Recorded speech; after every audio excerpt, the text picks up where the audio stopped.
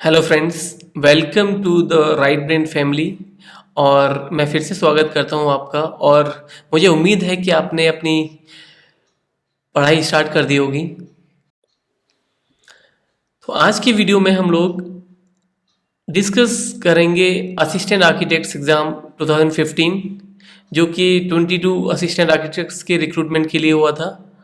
और इसमें हम एक एग्ज़ाम को एग्ज़ाम हॉल में किस तरह से सॉल्व करते हैं उस मेथड से सॉल्व करेंगे।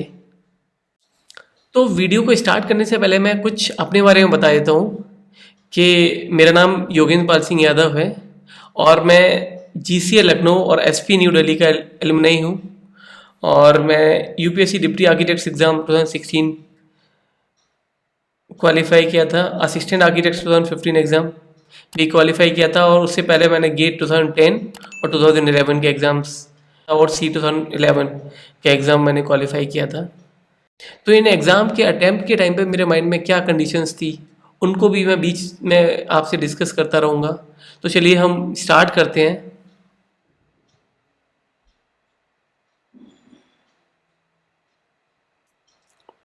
तो दोस्तों, ये था असिस्टेंट आर्किटेक्ट्स एग्ज़ाम 2015, जो कि यूपीएससी ने ही कंडक्ट किया था। और ये यूपीएससी द्वारा कंडक्ट किया हुआ पहला एग्ज़ाम था, क्योंकि इससे पहले के सारे रिक्रूटमेंट्स जो होते थे वो ओनली इंटरव्यू के थ्रू होते थे आर्किटेक्चर में।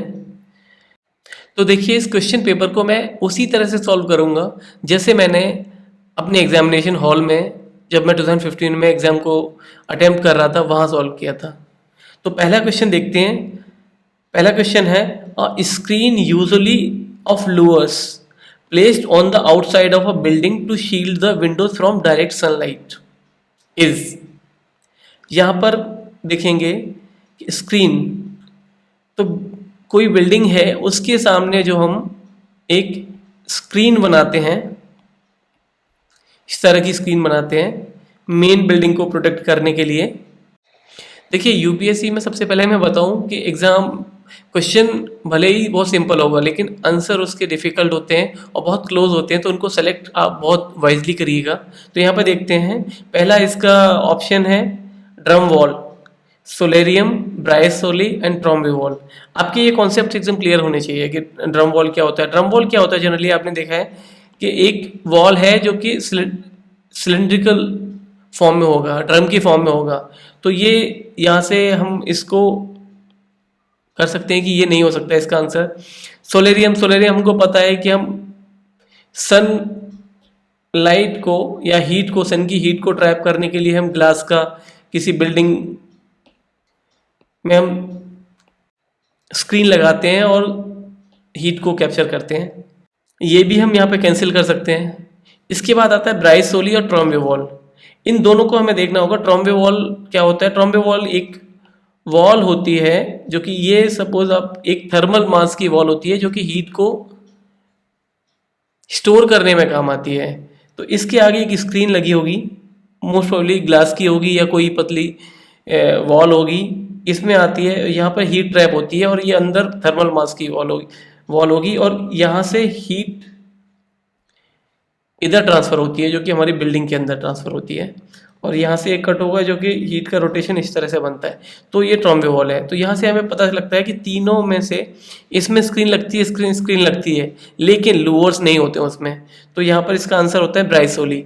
मैं हमेशा, या मैं बोलूँगा कि मैंने मोस्टली जो भी सॉल्यूशन मैं करता हूँ उसको एलिमिनेशन मेथड से करता हूँ। देखिए, एक क्वेश्चन को दो तरह से सॉल्व कर सकते हैं। या तो हमें क्वेश्चन बहुत अच्छे से पता है और हम डायरेक्टली टिक कर दें, लेकिन बहुत बार ये देखा गया है कि डायरेक्टली टिक करने में क्या होता है कि आपको आंसर पता है, आपने टिक कर दिया, लेकिन बहुत बार बहुत नियर बाई आंसर होते हैं, वहाँ हम गलती कर सकते हैं। तो बेस्ट मेथड होता है यहाँ पे एलिमिनेशन मेथड, कि आप बाकी के आंसर्स को भी पढ़िएगा, जल्दबाजी मत करिएगा।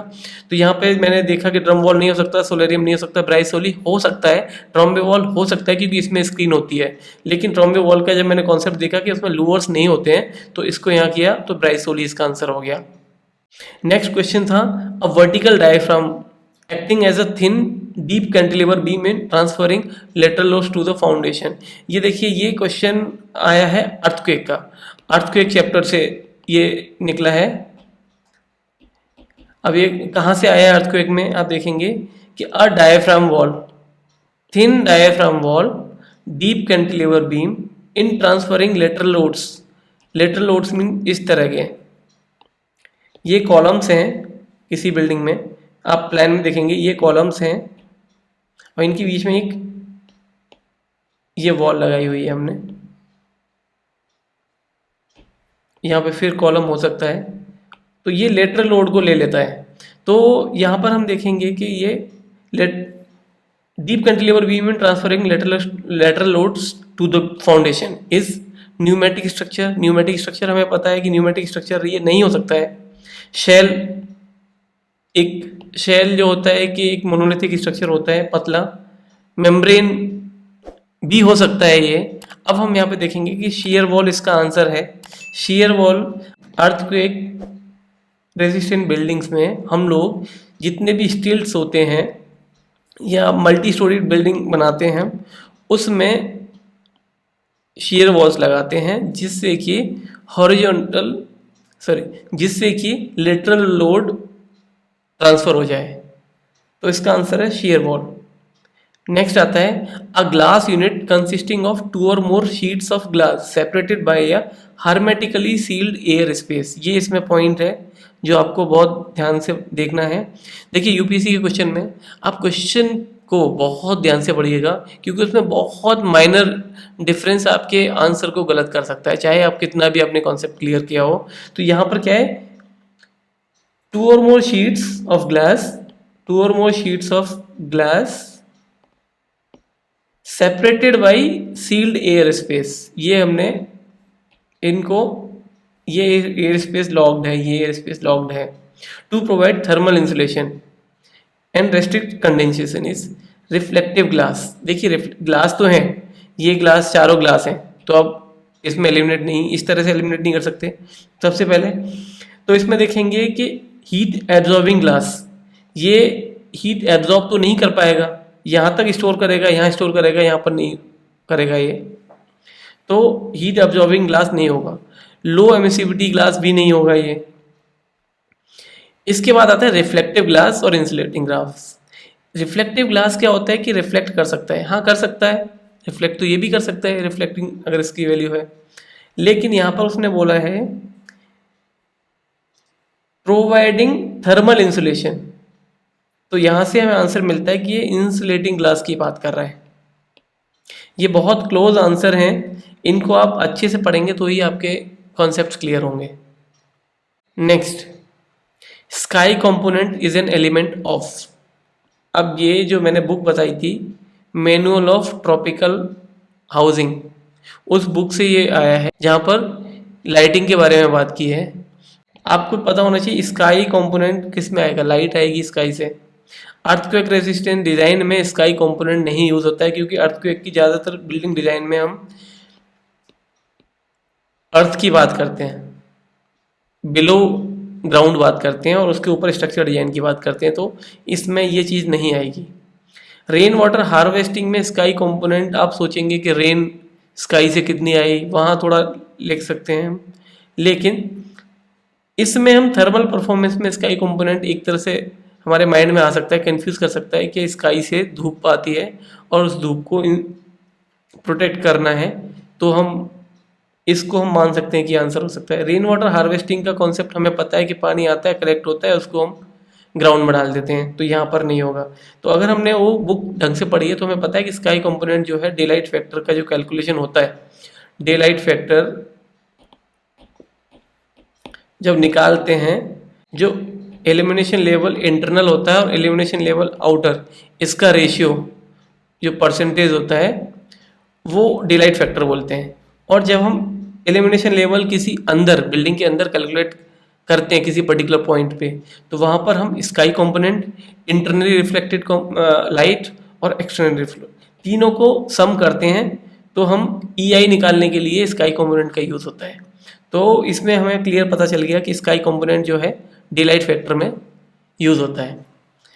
ये बहुत सिंपल क्वेश्चन था विदिन, क्योंकि मैं ये पढ़ के गया था, मुझे बहुत अच्छे से पता था कि ये क्वेश्चन, इसमें से क्वेश्चन बहुत आते रहते हैं एक्चुअली। पहले भी मैंने गेट में भी बहुत सारे क्वेश्चंस देखे हैं कि इस डे लाइटिंग और लाइटिंग से आते रहते हैं। तो ये क्वेश्चन बहुत इजी था और मैंने विदिन 1 मिनट मिलता है आपको एक क्वेश्चन सॉल्व करने के लिए, लेकिन मैंने इस क्वेश्चन को सॉल्व करने में 5 सेकेंड्स लगाए थे। तो मैंने अपने 55 सेकेंड्स दूसरे क्वेश्चंस के लिए सेव कर लिए थे।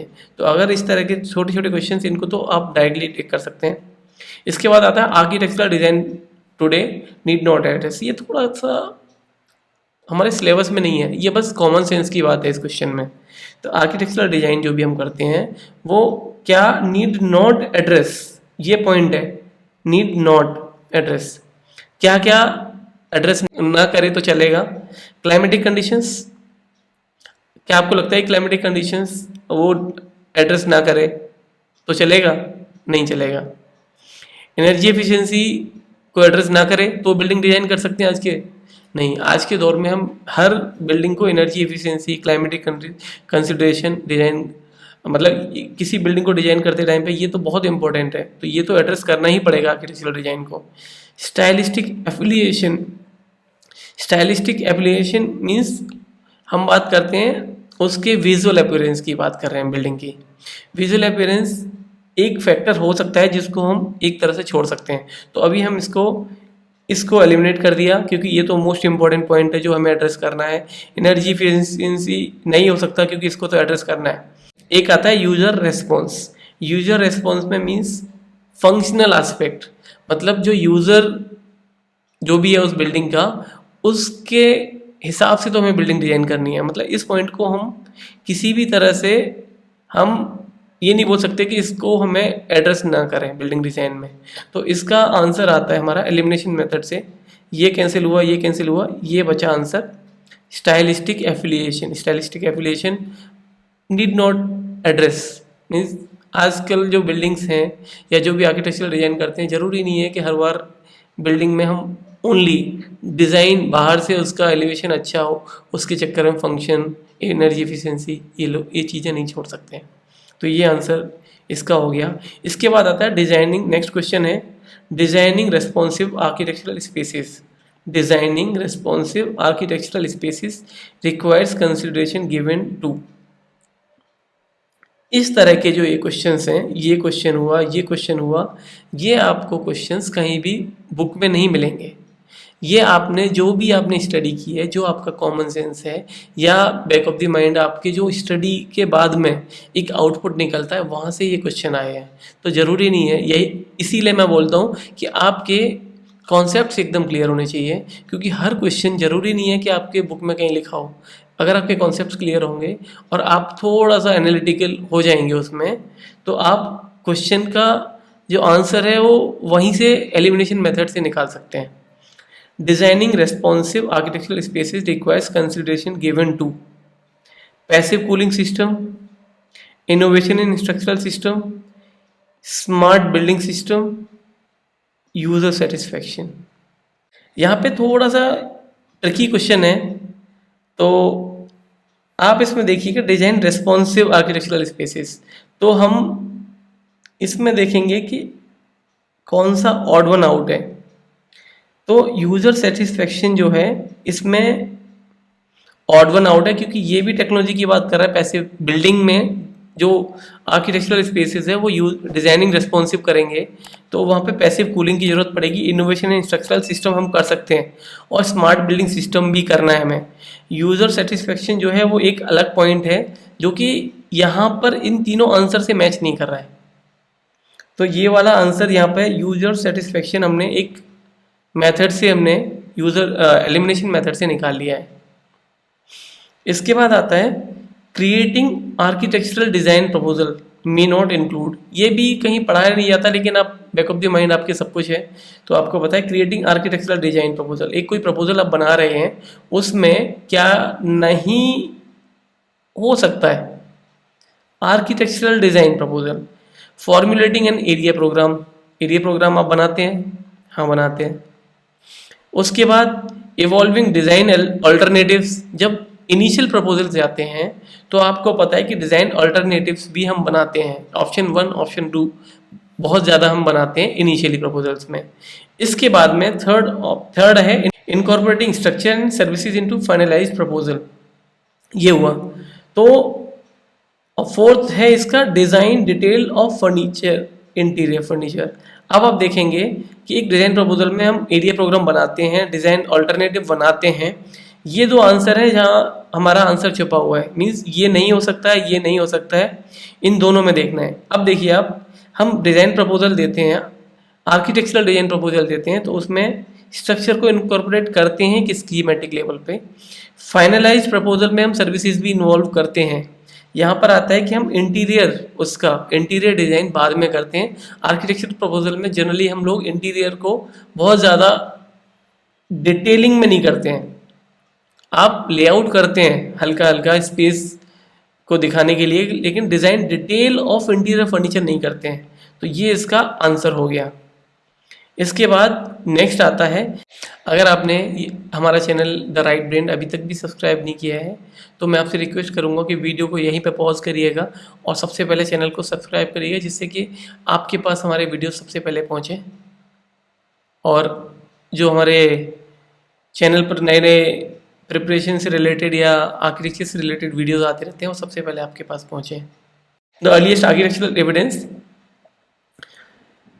Is from the Hoysala period, Buddhist period, Islamic period, Harappan. यहाँ बात कर रहे हैं अर्लीस्ट में आप जब देखेंगे, हिस्ट्री पढ़ेंगे, तो हम जब भी अर्लीस्ट की बात करते हैं तो हमारे पास इजिप्शियन सिविलाइजेशन आती है और हड़प्पन आती है हमारे यहाँ पर। ये सारे इंडियन हैं, आप देखेंगे इंडिया में ये सारे कहीं ना कहीं इंडियन सब कॉन्टिनेंट में ये सब चीज़ें हैं, तो इजिप्शियन नहीं है यहाँ पर। तो हड़प्पन हमारे पास सबसे पुराना पीरियड है, जहाँ पर कि हमें ग्रिड प्लानिंग मिली थी, बेदिंग प्लेसेस मिले थे और ब्रिक का यूज़ मिला था। तो इसका आंसर हमारे पास ये हो गया। इस्लामिक पीरियड जो था 1200 के आसपास आया था। बुद्धिस्ट पीरियड इनिशियल था, बिफोर क्राइस्ट था। होयसला पीरियड भी लगभग 7 to 9 के बीच में आया था, टेंटेटिव जो मैंने हिसाब लगाया था। हड़प्पन पीरियड उससे पहले का था, तो इसमें आंसर हो गया Harappan period. A white powdery deposit that forms on an exposed masonry और concrete surface caused by leaching and crystallization of soluble salts from within the material is। इसका आंसर बहुत पहले हम फर्स्ट ईयर में ही बिल्डिंग मटेरियल की book पढ़ते हैं, उसमें लिखा होता है एफ्लोरेसेंस, जो ब्रिक के ऊपर वाइट कलर का पाउडर डिपॉजिट हो जाता है। आप जब बॉन्ड्स बनाते हैं, बॉन्ड बनाना सीख रहे होते हैं, या ब्रिक की पहली की स्टडी भी करके आते हैं, साइड विजिट करके आते हैं, वहाँ पे भी आप देखते हैं एफ्लोरेसेंस होता है। एफिकेसी नहीं हो सकता है, एफ्लुएंट हो सकता है कि एफ्लुएंट किसी से निकलता है, ये वर्ड होता है, ये नहीं है किसी भी हालत में। तो हमारा क्लियर आंसर है एफ्लोरेसेंस। ये बहुत सिंपल क्वेश्चंस होते हैं, इनमें हमें टाइम नहीं लगाना है बिल्कुल भी। इसके बाद आता है Antoni Gaudi's architecture is an example of. यहाँ पर हमें देखना है कि एंटोनी गाउडी का आर्किटेक्चर, जब हम आर्किटेक्चरल स्टाइल, आर्किटेक्ट्स के वर्क्स वाला जो वीडियो आगे मैं बनाऊंगा, या फिर आपने भी अपने बीआर के कोर्स के दौरान बहुत सारे प्रेजेंटेशंस देखे होंगे या पढ़े होंगे आर्किटेक्चरल स्टाइल, तो वहाँ आपको पता होगा कि एंटोनी गाउडी का जो कासा मेला एक बिल्डिंग था, वो इस तरह से उन्होंने, वो ज़्यादातर इस तरह की बालकनीज वगैरह होती थी। तो वो क्या होते थे, ज्योमेट्रिक पैटर्न्स नहीं थे, फ्लोरल पैटर्न हो सकते थे, लीनियर शेप्स नहीं थी। लीनियर शेप जैसे कि ले कॉर्बूसियर का डिज़ाइन होता है, या फिर तडाओ, इस तरह की जो लीनियर डिज़ाइन करते हैं वो नहीं था। हमें पता है ज्योमेट्रिक पैटर्न नहीं था, क्लियर नहीं था। अब फ्लोरल हो सकता है, ऑर्गेनिक शेप हो सकता है। फ्लोरल में हम लोग बहुत ज़्यादा फ्लोरल लेते हैं कि नेचर से इंस्पायर्ड हो, लेकिन उसमें हमने देखा है कि ऑर्गेनिक शेप्स थे, तो ऑर्गेनिक शेप्स इसका आंसर हो गया। बहुत क्लोज हैं ये वाले, तो ऑर्गेनिक शेप्स। ये थोड़े हम कुछ आर्किटेक्ट्स के वर्क्स और उनके बुक्स भी देखेंगे, तो वहाँ से हमें ये आंसर बहुत इजी हो जाएगा। ऑर्गेनिक शेप्स, ये बेसिक क्वेश्चन है। इसके बाद आता है पाब्लो पिकासो। पाब्लो पिकासो एक आर्टिस्ट थे, उन्होंने कुछ पेंटिंग्स की थी।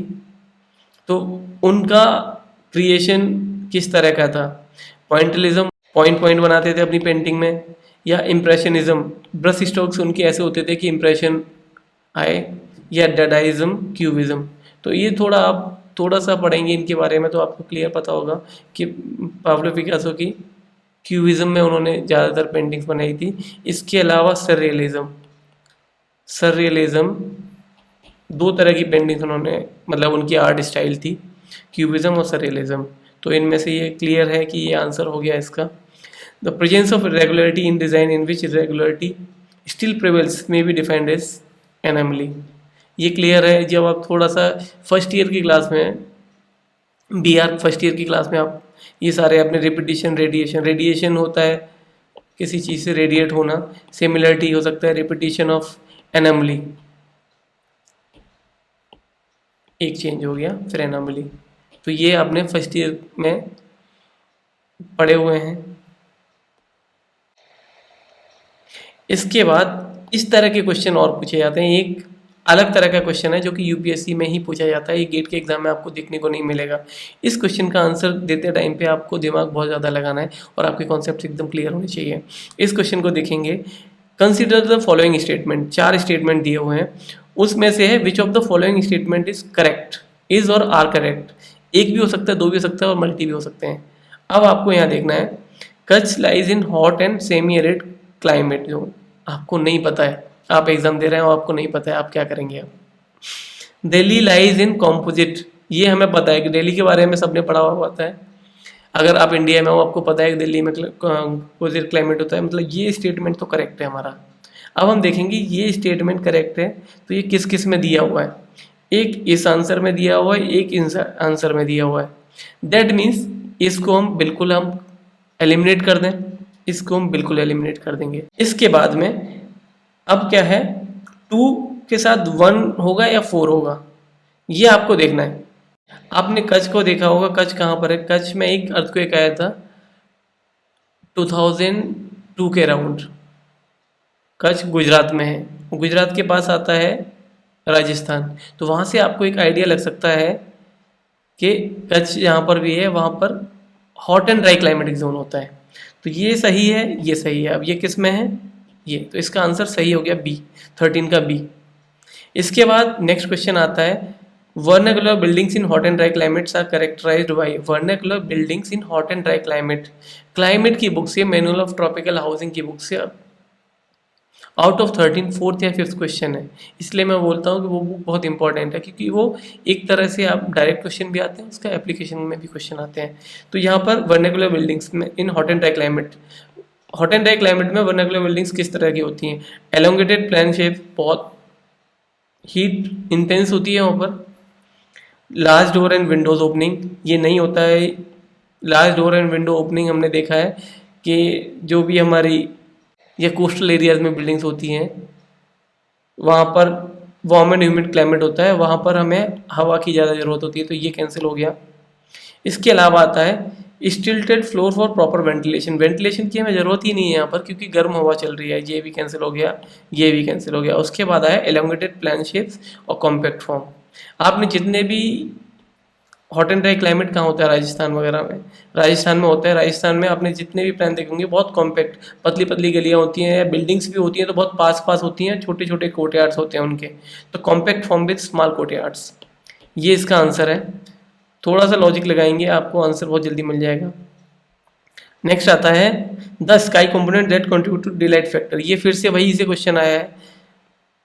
तो the component that contribute to daylight factors, daylight factor में मैंने बताया था इंटरनल IRC, इंटरनल रिफ्लेक्टेड, और उसके अलावा इंटरनल, अब देखिए यहाँ पर बहुत सारी चीज़ें, स्काई कंपोनेंट डिलाइट फैक्टर में होता है, इंटरनली रिफ्लेक्टेड, मतलब ये भी सही हो सकता है। अगर आप फर्स्ट क्वेश्चन आंसर पढ़ेंगे इसको टिक कर सकते हैं, लेकिन मैंने हमेशा बोला है कि क्वेश्चन को सही से पढ़िएगा, उसके चारों ऑप्शन को एक बार जरूर देखिएगा, उसके बाद एलिमिनेट करिए, क्योंकि आंसर उसका बहुत सिमिलर आपको आंसर मिल सकते हैं। Externally and internally reflected components, ये भी सही है आंसर यहाँ पे। Sky component and external reflected component, ये भी सही है, गलत कोई भी नहीं है, ये भी आंसर सही है, ये भी आंसर सही है, ये भी आंसर सही है, लेकिन हमको देखना है कि सबसे सही आंसर कौन सा है। तो sky component, internally and external reflected component, इसमें इसने तीनों बता दिए। इनमें दो, ये भी सही था, ये भी सही था, ये भी सही था, लेकिन सबसे ज़्यादा सही ये आंसर है, तो हमको आंसर मार्क करना है सी, सॉरी आंसर मार्क करना है डी। तो इस तरह के क्वेश्चन भी मिलेंगे, जो भी मैंने बताया अभी तक वो सारे तरह के क्वेश्चन आपको मिल रहे हैं। बहुत सिंपल क्वेश्चन भी मिल रहे हैं, एप्लीकेशन भी मिल रही हैं जो कि आपको क्वेश्चन कहीं और नहीं मिलेंगे, या फिर क्वेश्चन बहुत इस तरह के मिलेंगे जहाँ पर स्टेटमेंट्स को देखना है, तो वहाँ पे आपकी बेसिक कॉन्सेप्ट्स एकदम क्लियर होने चाहिए, उसी के बाद आप यहाँ पे लॉजिक कर सकते हैं। इसके बाद ये वाले क्वेश्चन में आंसर आप पहला भी लगा सकते थे, दूसरा, तीसरा, लेकिन आपको देखना है बेस्ट सुटेबल कौन सा है आउट ऑफ द फोर, तो out of the four D answer है। इसके बाद consider the following statement, flat roofs can reduce heat load in hot and dry climate, light with sloping roof allow us flow of rain water in sloping roof allow us flow of rain water in warm and humid climate. ये भी सही हो सकता है कि sloping roof से warm and humid में जो रेन होगा वो फ्लो हो जाएगा। Flat roofs reduce heat load and allow the flow of rain water in composite climate.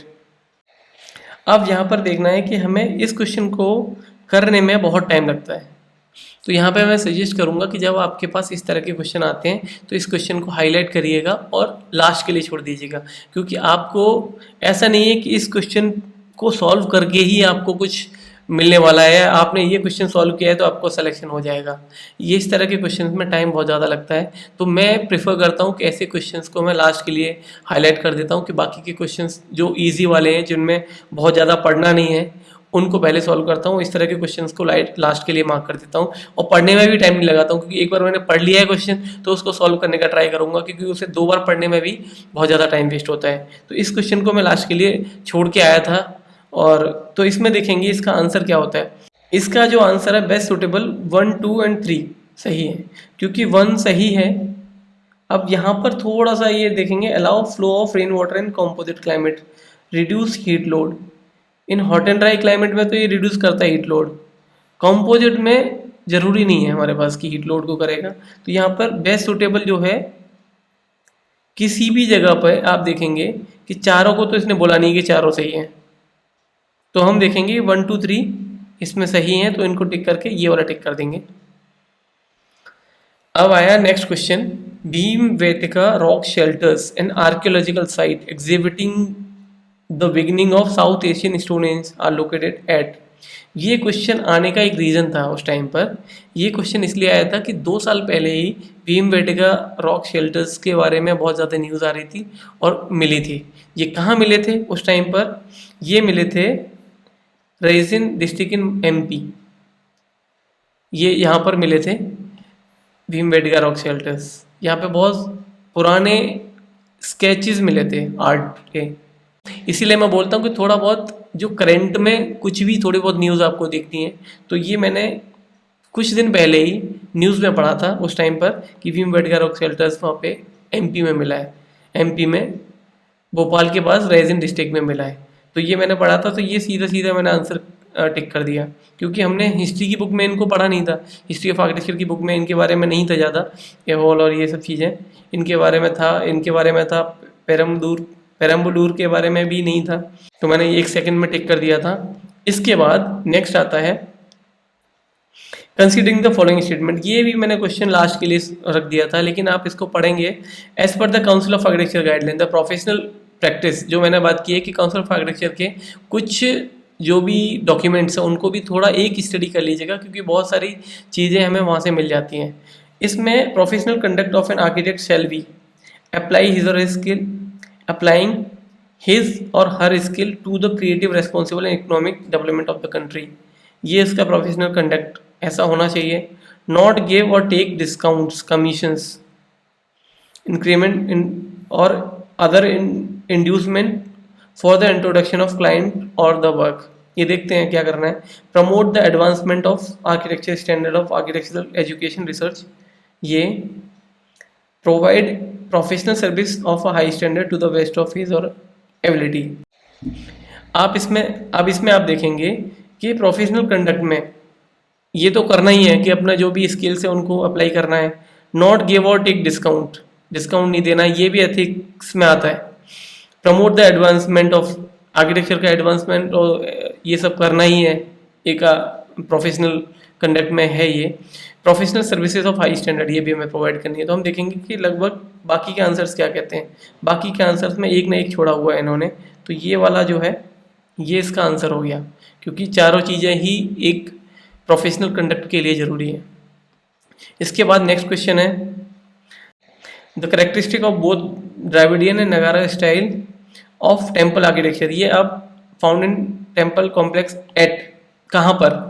आप हिस्ट्री ऑफ आर्किटेक्चर की जो जी.के. रास्कर की बुक है उसको आप पढ़ेंगे तो वहाँ पे आपको ये आंसर मिल जाएगा, या हिस्ट्री की कोई भी बुक, हिस्ट्री ऑफ आर्किटेक्चर की कोई भी इंडियन आर्किटेक्चर के बारे में पढ़ेंगे, वहाँ पे आपको आंसर मिल जाएगा कि पट्टाडकल के जो टेम्पल कॉम्प्लेक्स हैं वहाँ पर ये द्रविडियन और नगारा स्टाइल के, क्योंकि ये पट्टाडकल जो है ये दोनों के बीच में आता है।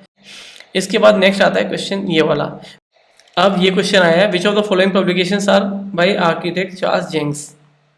मुझे इस आर्किटेक्ट के वर्क्स के बारे में नहीं पता था, मैं पढ़ के भी नहीं गया था, लेकिन मैंने और भी आर्किटेक्ट्स के बुक्स वगैरह पढ़ी थी, तो वहाँ से इनिशियली तो मैंने ये क्वेश्चन एकदम से छोड़ दिया था, क्योंकि मुझे पढ़ते ही पता लग गया था कि इसमें अपना टाइम वेस्ट करूंगा, और थोड़ा बड़ा क्वेश्चन दिख रहा था मुझे कि 1 and 2, 2 and 3, मैंने छोड़ दिया था। लेकिन जब लास्ट में मुझे टाइम मिला था और मैंने थोड़ा अपना दिमाग लगाया, तो मुझे उसके बाद थोड़ा सा पता चला कि इसमें ना क्लू मिला कि हर एक में 2-2 दिए हुए इन्होंने आंसर्स, तो कोई सिंगल वाला तो नहीं है।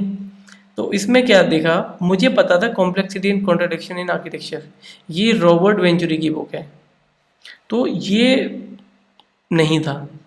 इसके बाद मैंने देखा कि लर्निंग फ्रॉम लास वेगस, ये भी रॉबर्ट वेंचुरी की बुक है। तो अब मेरे पास बचा 1 and 4। मुझे पता है कि इसमें जिसमें 2 और 3 है वो मुझे एलिमिनेट कर देना है, तो मैंने 3 वाला जो था ये वाला एलिमिनेट कर दिया आंसर। इसके अलावा 3 इसमें था, ये मैंने एलिमिनेट कर दिया, और इसके अलावा 2 था इसमें। देखिए एलिमिनेशन मेथड से मुझे इसकी बुक्स के बारे में नहीं पता था, 1-2 आंसर मुझे बीच में पता थे, उससे मैंने देखा कि अब जो आंसर बचा ये बचा, तो मतलब यही इसका आंसर है 1 and 4, critical modernism, story of post modernism. Architect Charles Jencks की 2011 में बुक आई थी, लास्ट बुक थी इनकी स्टोरी ऑफ पोस्ट मॉडर्निज्म, 2011 में ये बुक पब्लिश हुई थी, इसलिए थोड़ा उसमें क्वेश्चन पूछा गया था। तो हमने 20 क्वेश्चन यहाँ पर देख लिए हैं और वीडियो बहुत लंबा होता जा रहा है। आगे आने वाली वीडियो में हम आगे के जो भी 20 या 25 या 30 क्वेश्चन जल्दी जल्दी कवर करने की कोशिश करेंगे, क्योंकि इनिशियली अभी मैं इस वीडियो में ये दिखा रहा था कि मैंने एग्जाम में क्वेश्चन पेपर किस तरह से सॉल्व किया, तो जिस तरह से मैं सॉल्व वहाँ पर करता हूँ उसी तरह से यहाँ सॉल्व कर रहा था, एलिमिनेशन मेथड या डायरेक्ट सॉल्व करके, या 1-2 क्वेश्चन को मैंने स्किप भी किया उस तरह से, तो थोड़ा टाइम लग गया।